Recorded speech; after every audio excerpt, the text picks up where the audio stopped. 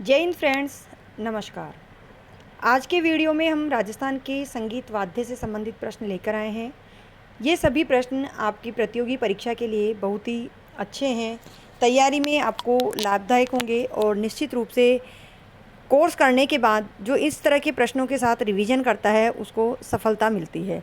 तो उसी कड़ी में हम आज वाद्य से संबंधित प्रश्न देख रहे हैं। सबसे पहले देखते हैं कि संगीत के लिए जो वाद्य बजाए जाते हैं वो वाद्य यंत्र क्या होते हैं।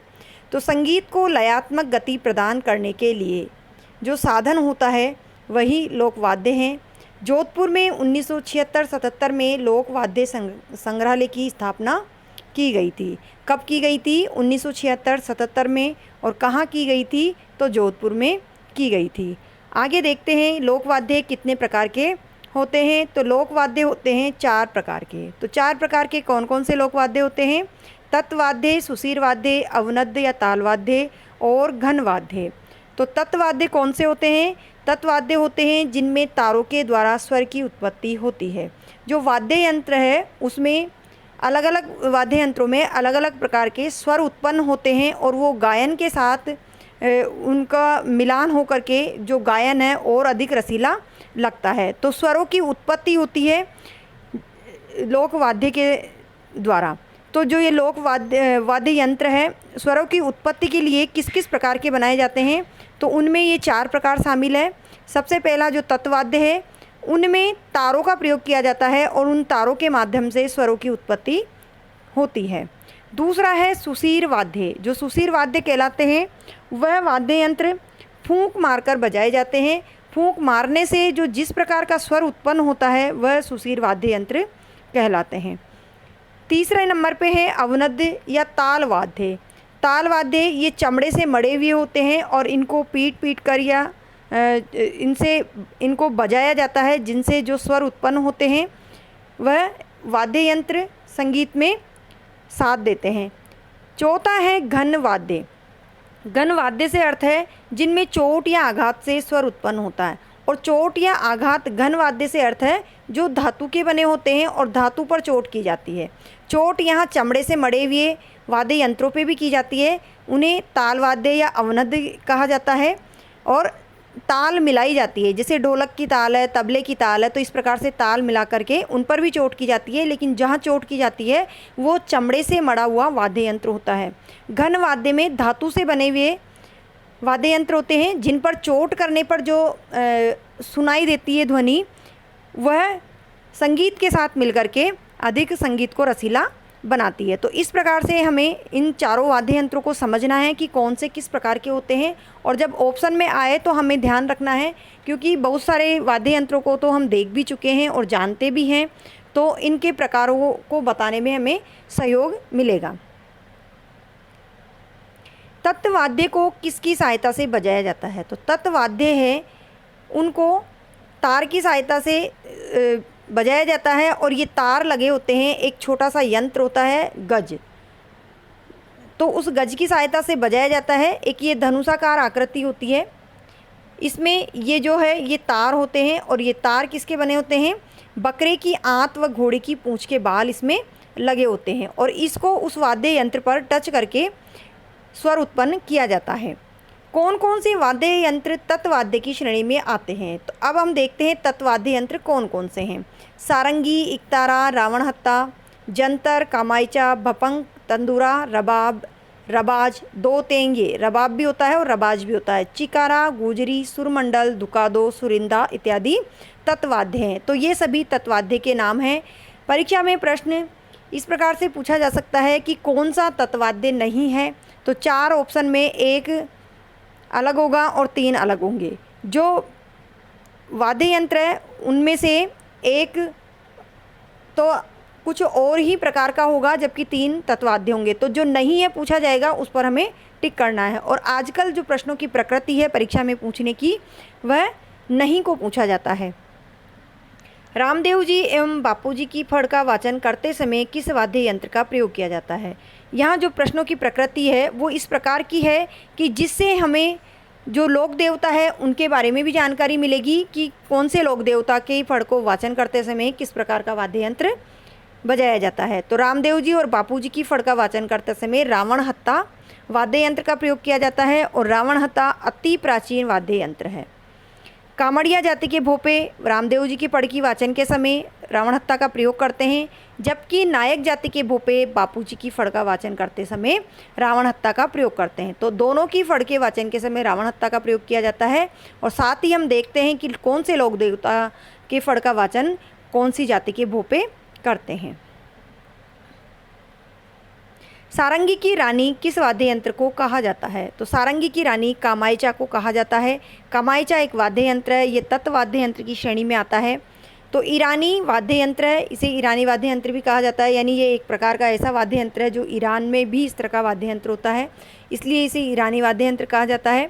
और इसे मांगणियार जाति के द्वारा बजाया जाता है। तो कौन सी जाति के द्वारा बजाया जाता है? मांगणियार जाति के द्वारा कामायचा को प्रयोग किया जाता है, बजाया जाता है। रावण हत्ता और सारंगी से मिलता जुलता वाद्य यंत्र है। प्रश्न पूछा जाए रावण हत्ता और सारंगी से मिलता जुलता कौन सा वाद्य यंत्र है? तो यह है कामायचा।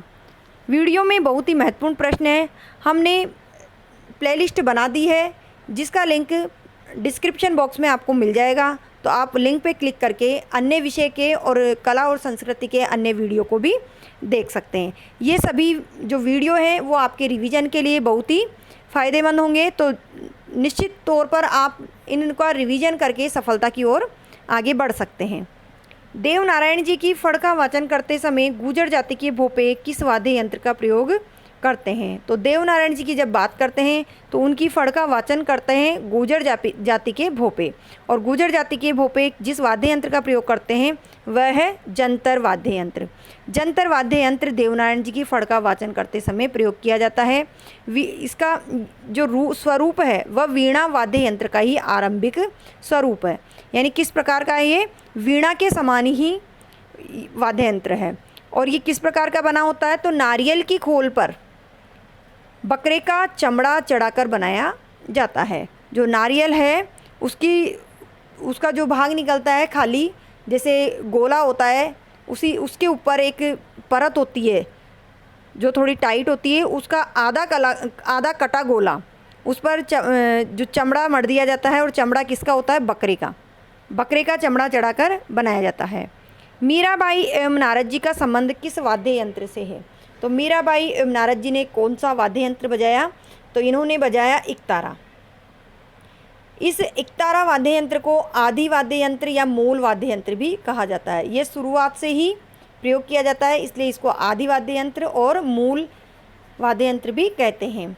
एक तारा एक तार व दो तार दोनों का बना होता है। नाम से ही स्पष्ट हो रहा है एक तारा यानी एक तार से बना, लेकिन यही वाद्य यंत्र दो तार से भी बना होता है।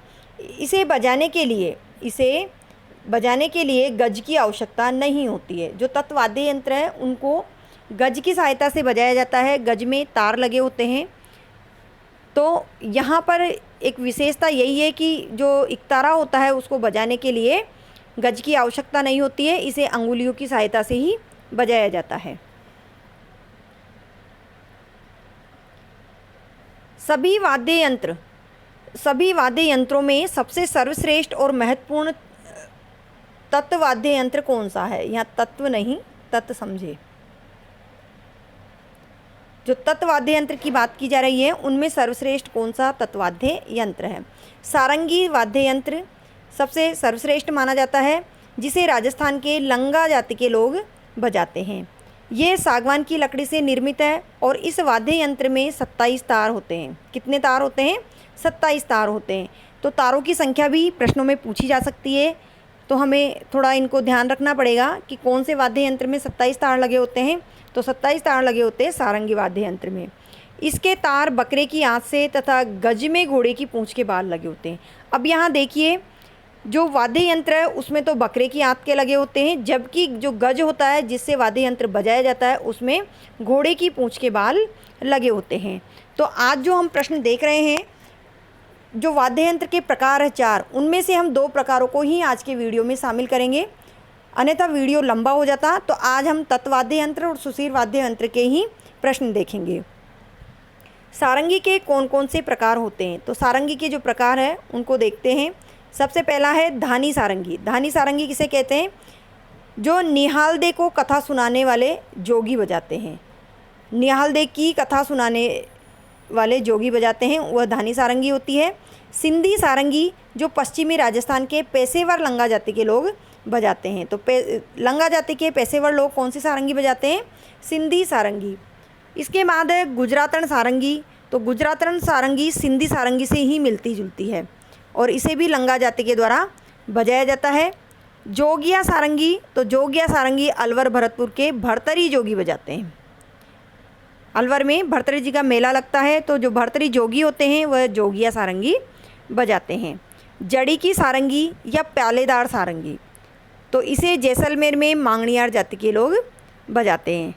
तो या तो लंगा जाति के बजाते हैं या मांगणियार जाति के बजाते हैं या भरतरी जोगी बजाते हैं। तो कौन बजाते हैं ये भी हमें ध्यान रखना है। कौन सा वाद्य यंत्र डमरू की आकृति जैसा होता है? तो कौन सा वाद्य यंत्र है? वो डमरू नहीं है परंतु डमरू के समान होता है, तो वह है भपंग।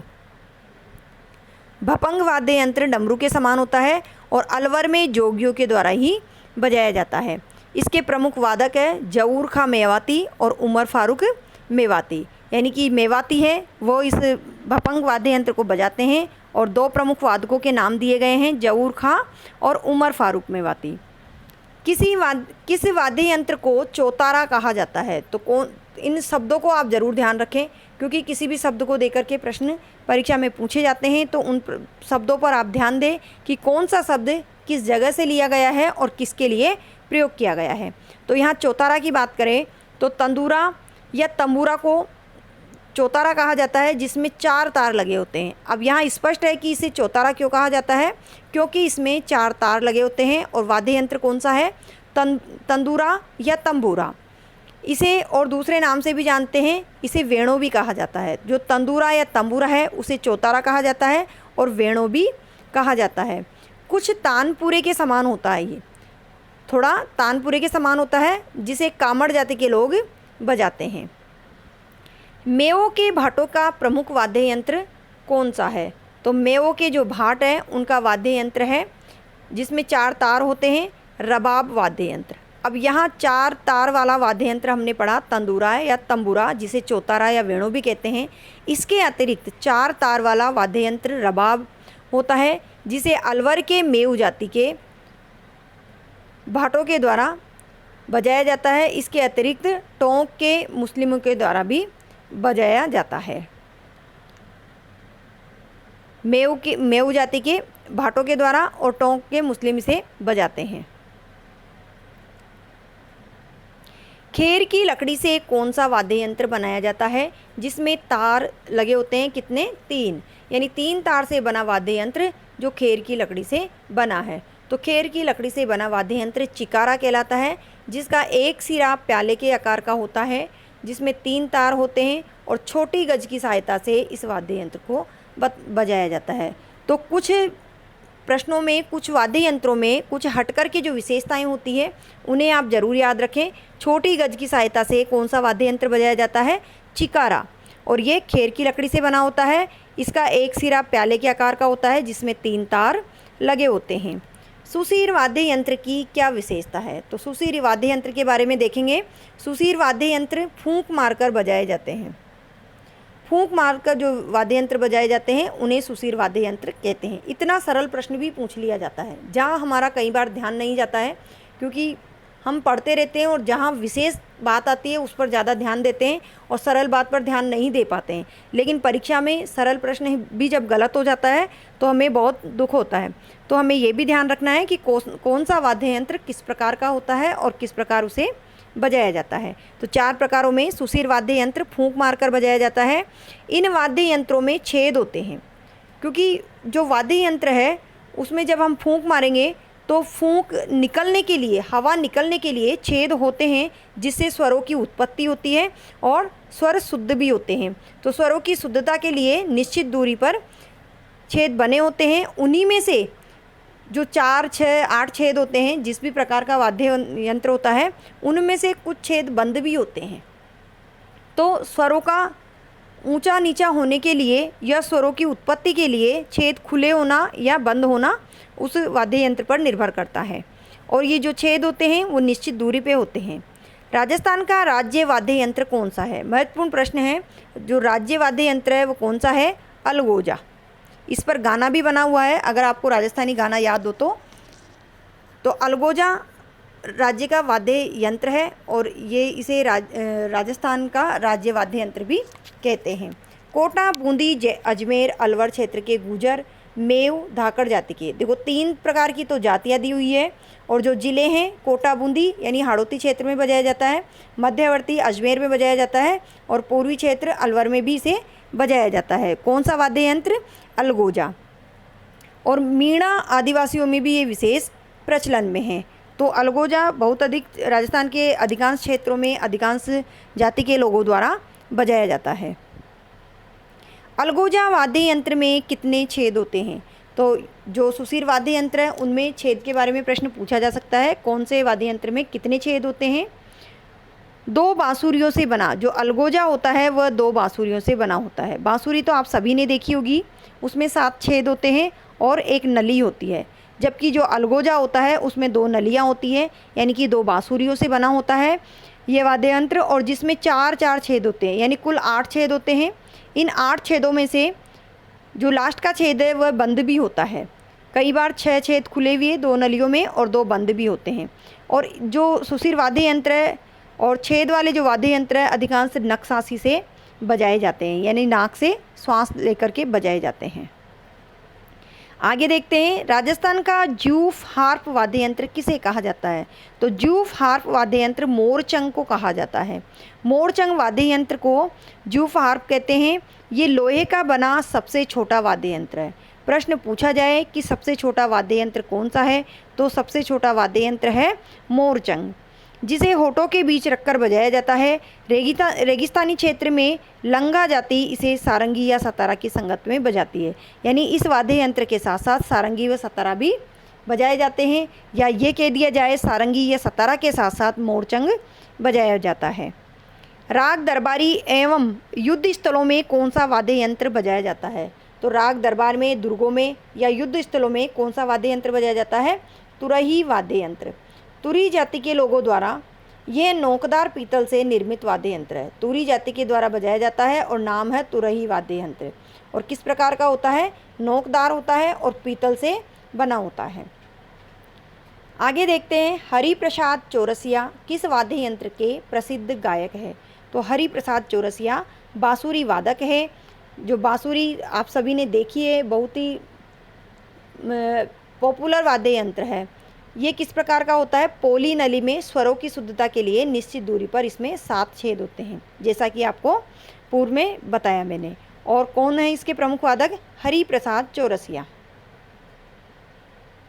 युद्ध आरंभ होने से पूर्व कौन सा वाद्य यंत्र बजाया जाता है?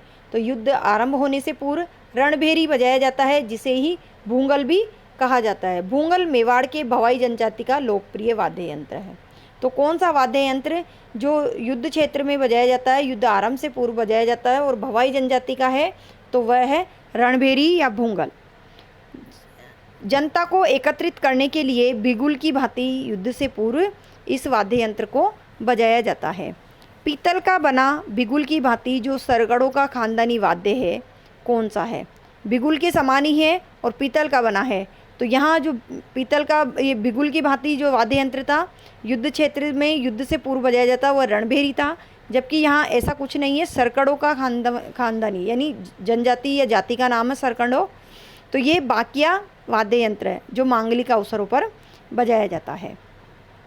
नक्सासी की सहायता से कौन सा वाद्य यंत्र भेरू जी के भोपे बजाते हैं? हमें पता है जो सुसीर वाद्य यंत्र है उनमें से कई वाद्य यंत्र नक्सासी की सहायता से बजाए जाते हैं, लेकिन वह वाद्य यंत्र जिसे भेरू जी के भोपे बजाते हैं और नक्सासी की सहायता से बजाते हैं तो वह है मसक। ये चमड़े का बना होता है, बकरी के चमड़े से बना।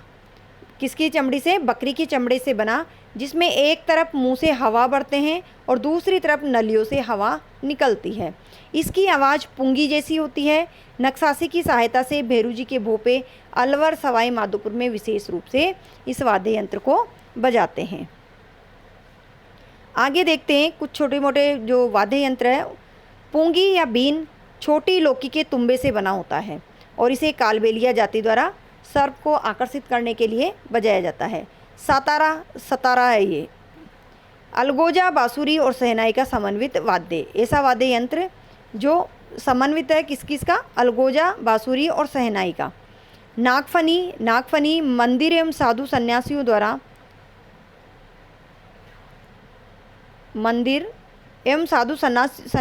द्वारा पीतल की नली युक्त वाद्य यंत्र है।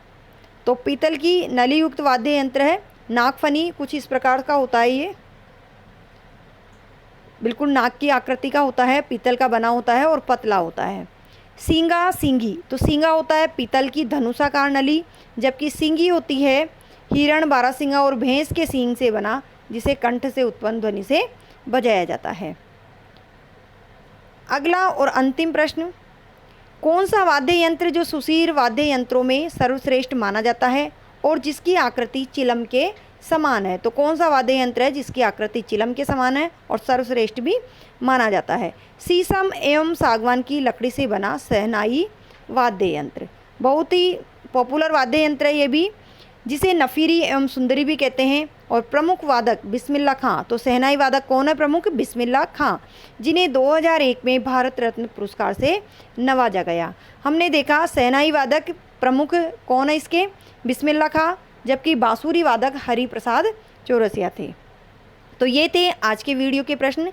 अगले वीडियो में हम अन्य जो 2 प्रकार है उनसे संबंधित महत्वपूर्ण प्रश्नों को लेकर आएंगे और आपका रीड का रिवीजन होगा इनसे। तो वीडियो को देखते रहिए और पसंद आने पर लाइक भी कीजिए। कहीं कोई कमी है तो आप कमेंट द्वारा हमें बता सकते हैं, और क्या इसमें करना चाहिए ये भी हमें कमेंट द्वारा आप बता सकते हैं, सुझाव दे सकते हैं।